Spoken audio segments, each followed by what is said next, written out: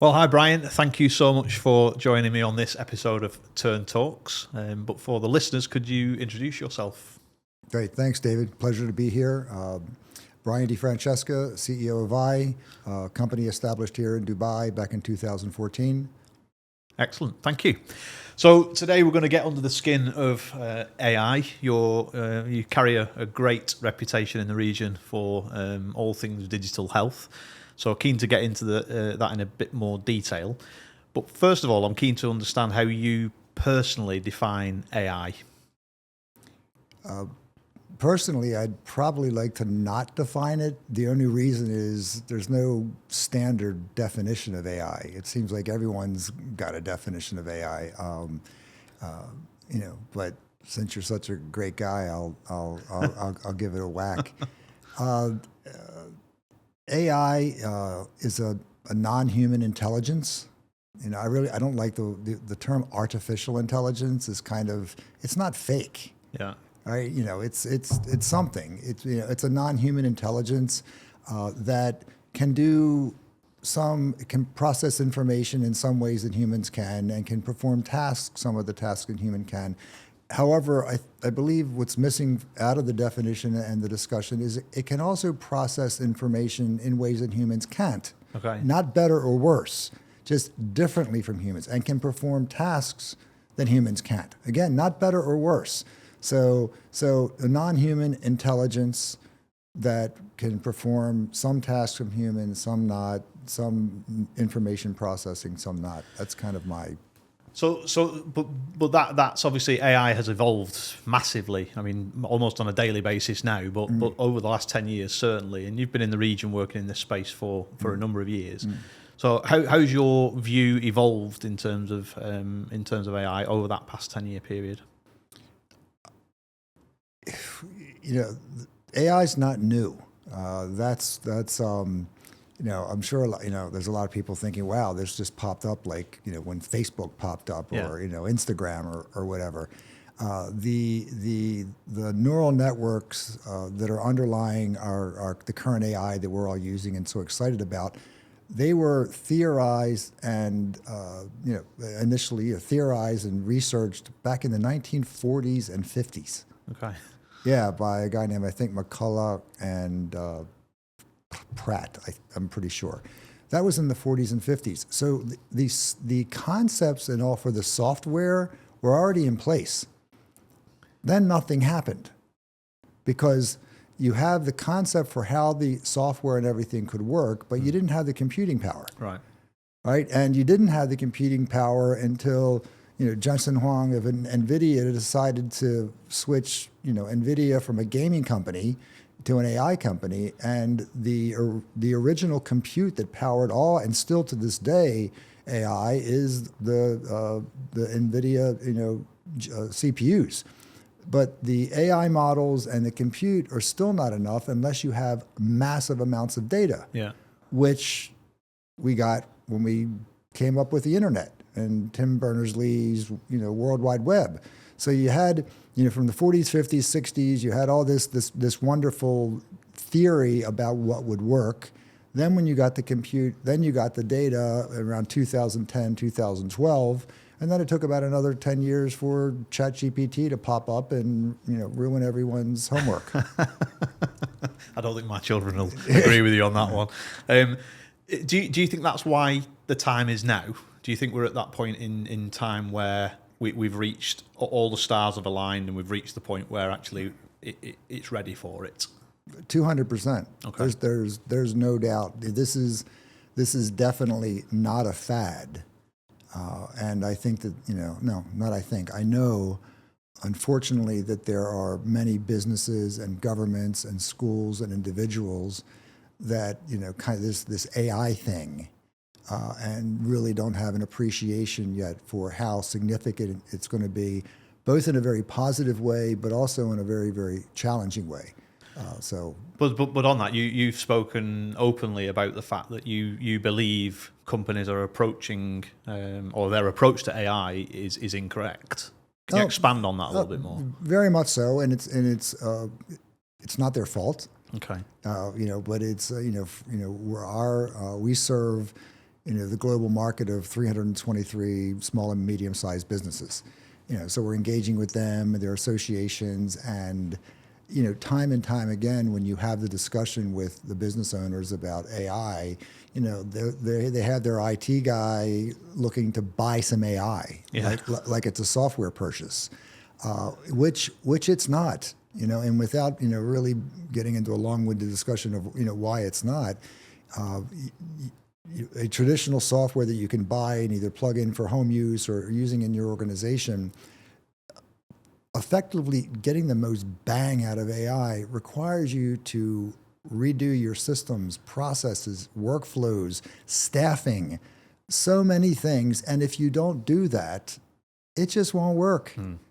So for the most part, when they do decide they want to do this AI thing, most of them tend to look at it like a software purchase, instead of realizing that to do it right, they're going to need industrial engineers to do process mapping and HR specialists to do a review of all their staff and tasks and change. There's a lot of reskilling and upskilling. All these things are mandatory. It's not a nice to have, and they'll find out. It's going to happen over years. It's not, this isn't a short-term transition. So you've mentioned a couple of what I would class as quite significant risks there. Obviously, AI, very opportunity rich in respect of what it can bring to a business.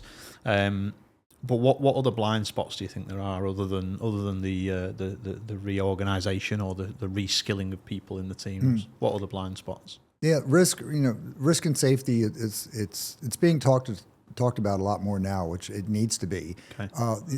The AI risk of the Terminator and all that, I believe we've gotten past that, at least for now, and I certainly hope so.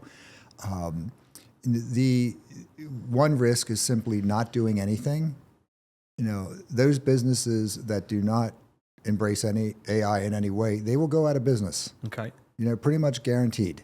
And I'm very definitive on that. And I know anytime I say that, people always kind of like, oh, but maybe, and time will tell. And years from now, people will look back on this and go, Brian, but, so there's the risk of doing nothing. But then there's also the risk of doing it wrong, which could be as significant as the risk of doing nothing, because while there are many very good AI solutions out there, there are also many AI solutions out there. I mean, this is a booming area with lots and lots of startups. Yeah. And by the very definition of a startup, many of them won't be around in 2 or 3 years. Mm-hmm. So you buy this bright, shiny thing, stick it into your organization, and a couple of years from now, it's not supported properly, or you haven't properly vetted, it's not secure. Yeah. And when you're in an organization, you're not going to plug. Sorry for not completing that sentence. My wife would kill me. Yeah, now I'm thinking about that. Organizations aren't going to plug one AI solution in. They're going to have 10, 15, 20 different ones. Everything from, staffing and recruitment and supply chain and finance and commodities analysis and so many different areas. Yeah. So there's going to be a suite of different cloud-based AI solutions plugged into the core infrastructure that opens up such a broad attack surface and attack vectors that the opportunity to get just simply destroyed, not someone just taking your data, but someone just going in and holding your entire business to ransom. So these are the kind, the risks of the startup risk, the cybersecurity risk, not transforming and realigning your organization. So you spend a lot of money, you put these things in your organization, but no one uses them. Yeah. Yeah. So there's some more of the things that need to be, it's lots. The technology's fine. It's other things that you need to take care of. Yeah, 100%. And I think I've seen it in my previous life with technology implementations, and the adoption is usually what kills the success. Certainly, the return on the success. More than I think it's something like more than 70% of digital transformations fail. Yeah, I can believe that. Yeah, that's I would have thought that would be higher, actually. To be fair, it actually probably is, but that was like a Forbes or McKinsey thing, and we know we trust all they say. So you've used a statement before around AI not being just a tool, and you've referred to it as a phase shift. Yes. Just expand on that and explain what you mean by that. Yeah, this is one of the things that I'm, I think, the most excited about for the small and medium-sized businesses.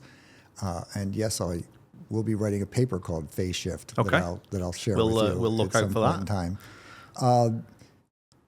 Much of the focus, if not all the focus right now, is let's say the business, they get the AI thing. They Yep. want to do the AI thing, and they want to do it right. They're going to find trusted solutions by stable companies, and they're going to do the process reengineering, and all they do all that with the anticipation that it will make what they do better, and it will. Right? So this is what my SMB currently does, and it's going to help optimize and improve things.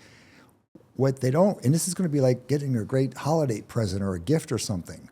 What they're going to start finding out is not only will it make what I do better, I'll be able to do so much more. And I don't just mean scaling what I currently do. Yeah. We're starting a project for a factory. It's a small factory, here in Dubai, and they buy steel, they make things out of it, manually, Excel such and such, and they're profitable. It's a nice business that will, AI it and automate a lot of that. But a big part of their cost is buying steel on the commodities market. Yeah. Right? But they don't have a commodities analyst. Now they will. All right. Okay. Right? Yep. Right? Their HR department is one personnel person. There's no training, learning, and development department. Now there will be.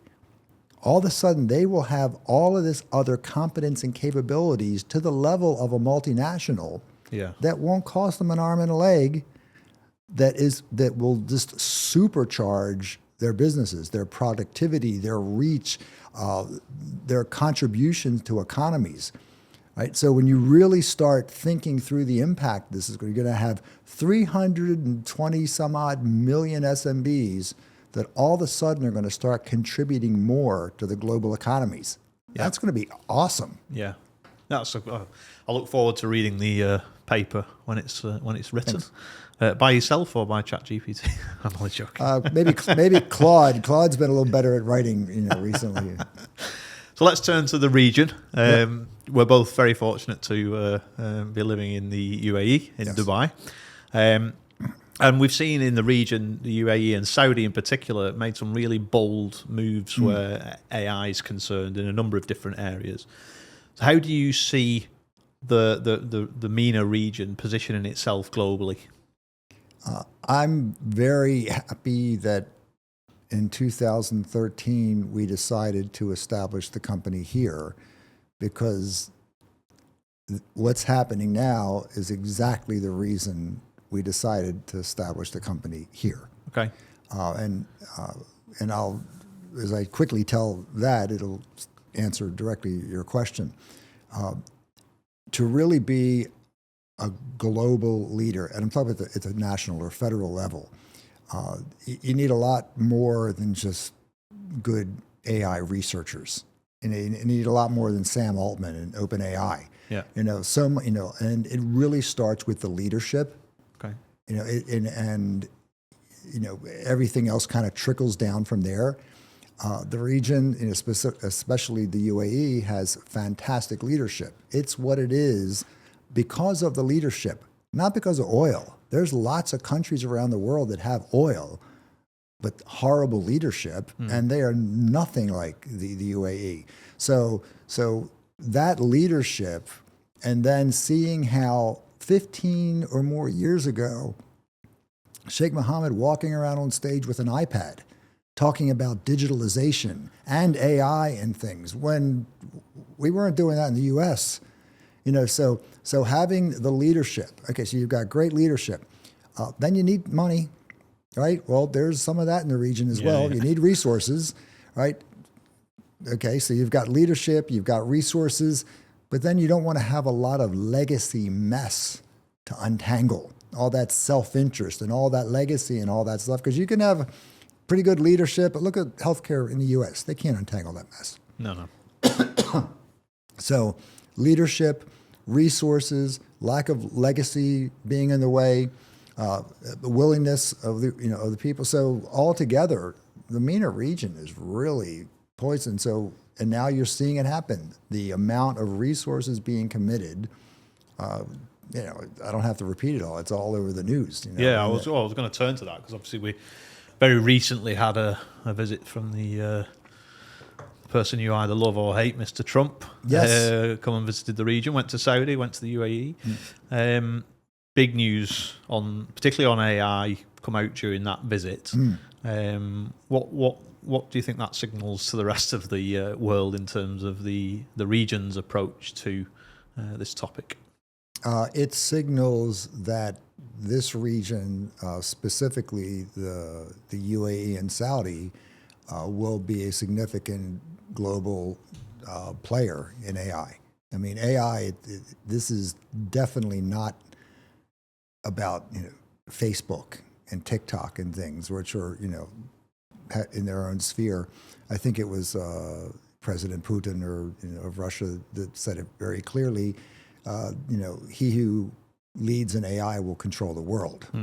So all the technologies in the past have been very much in the technology industry. This is very, very geopolitical, and it really signals that the UAE and Saudi are at the table and maybe very close to the head of the table. And now with these additional major investments and partnerships, they're going to be even a much stronger position as well. It was really interesting to see all the people that arrived with Trump. Yeah. There's a lot of money in the room, weren't there, in terms of some of the key business leaders, that are literally spearheading the global shift.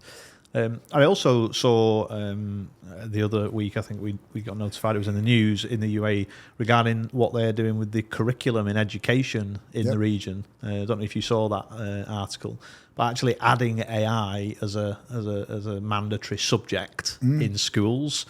What's your thoughts on that whole education piece from the children that are leaving school, university, colleges now? Do they have the right skills and that gap between what they've got versus what we need to really exploit AI in the right way across all industry sectors? What's your views on that? I think similar to excuse me, similar to how AI is going to literally force businesses to finally become process literate and start really understanding the processes and systems. The same applies to education at all levels, not just at K-12, at the university level. It's commonly agreed and researched that education globally at all levels has been broken for a really long time. If you just go to, I was going to say Google, but if you go to Perplexity or ChatGPT and search, the failure of higher education, the number of research papers going back decades. And this has nothing to do with AI. We're just talking about the efficacy of the current educational systems having been developed primarily to train factory workers in agrarian societies. So you have that kind of as an underpinning. And now you have the fact that these K-12 kids going into college possibly, or graduating from college, university, to go into a workforce that's going to be so different. And that is simply what's being done with the K-12, fantastic. I think it started in China. They made the first announcement, and then the U.S. quickly followed, and it was the same time. But everyone knows we got to get the kids understanding AI.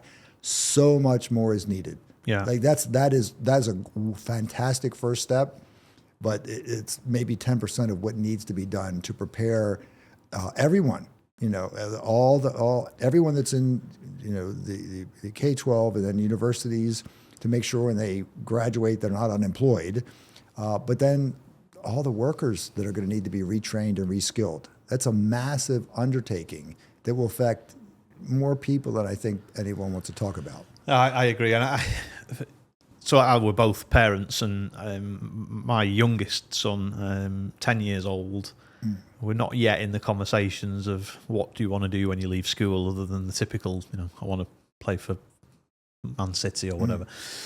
But if we got into a serious conversation now, I don't know what I'd say to him around what's his future hold in terms of jobs, what's going to happen in 10, 12 years' time when he finishes education. Because if I look back 10, 12 years, there's a lot changed. So it's quite a nervous time, I think, for parents out there as well, not just in terms of your own job changing, but what that means for the future, for the future population. I think as a parent, you worry all the time, whether they're going to fall down and skin their knee or what their future is going to be like. And the future is extremely unknown. Yeah. First of all, the concern about is that specific job category going to be there? Yeah. But even if it is, are they going to have the AI related skills to be competitive there? Because, for example, if someone's in university now and they are a design major, and they could be really great, but if they graduate as a design major with no understanding of how to use AI in design, and the other graduate does understand how to use AI in design, they'll get the job. And just let's unpick that a little bit further, because you touched on something there, and I read an article somewhere around choosing a doctor in the future as an example. So taking it back to healthcare, the best doctor will be the one that openly is embracing AI, because that doctor can then use the power of AI to have read millions of research papers and will know far more, far quicker, far better than someone that's not using AI. So AI not just helping do tasks, but actually it's enabling an all-round better doctor or nurse or whatever. And similarly, in regards to AI being able to do, you've commented previously on AI being able to do tasks that haven't been done before. Just expand on what you mean by that in a little bit more detail for me. I'll give a specific example related to the healthcare and the doctor discussion. Medical knowledge doubles every 73 days. Okay. Yeah, just let that one sink in. Medical knowledge, the number of research papers, the volume is obviously, now it used to be 90 days or more, but now it's down to 73, 70 days. So if someone graduated medical school 10 years ago, the volume of medical knowledge has doubled 50 times. They are so out of date. So out of date, because there is no, now granted, most of that is nonsense. Okay. Most of that's chaff, right? There's a lot of, but there is a lot of current excellent research that if your physician had known about it would be good for you, David, the patient, except he or she can't find it in that ocean. And they also don't have time.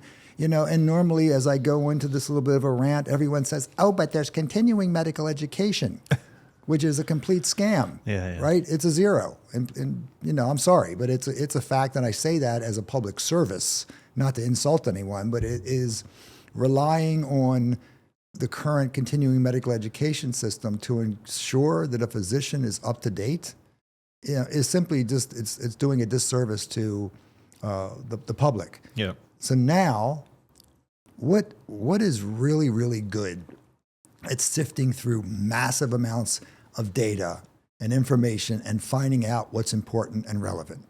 AI.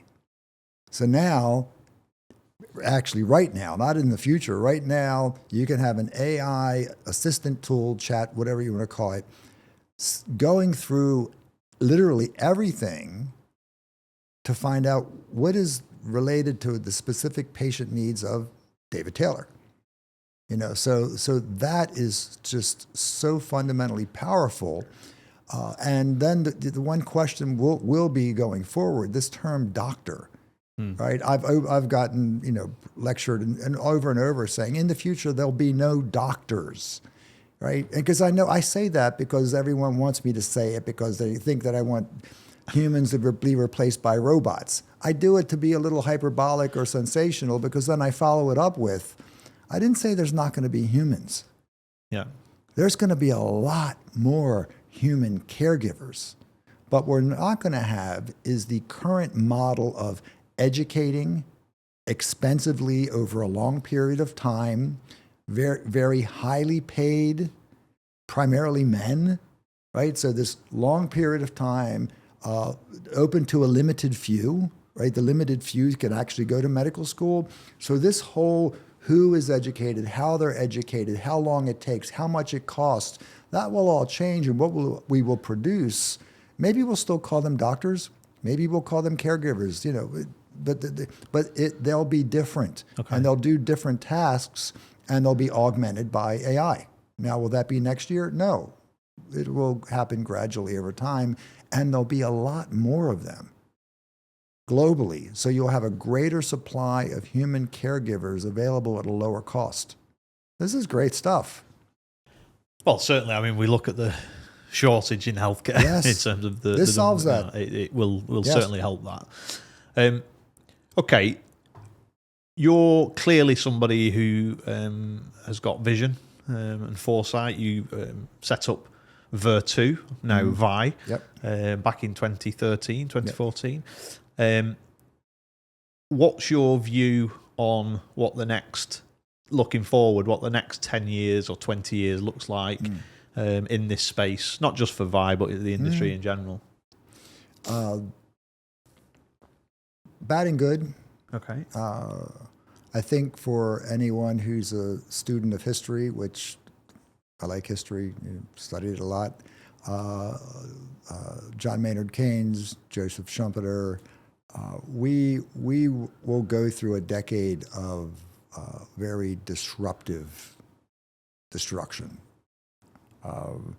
I think the period of highest global unemployment was in the Great Depression in 1929-30, and it went up. Global unemployment, I think, was around 25% or something like that. Will it go to that level? I don't know, but it most likely will double or triple or quadruple from what it is today. Okay. That won't sustain, right? But we're going to go through this decade-long transition. And the normal, kind of the knee-jerk thing people say when a new technology comes in is, yes, some people will lose jobs, but it'll make new jobs as well. That's true, but it's not a one-for-one, and they don't happen at the same time, right? So that transition period, you know, could be anywhere from 5 years, 10 years or so.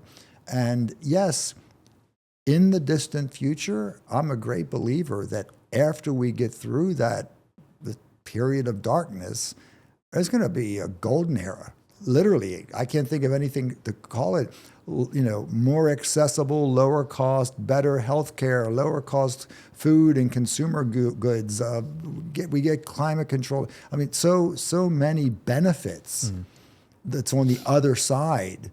But we have a good decade that's going to be extremely, extremely on the orders of magnitude. I don't want to say like the Great Depression, but like something none of us have ever experienced. Definitely. Wow.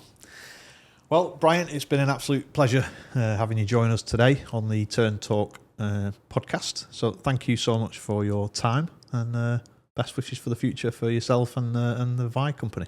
Thank you so much, David. Pleasure being here.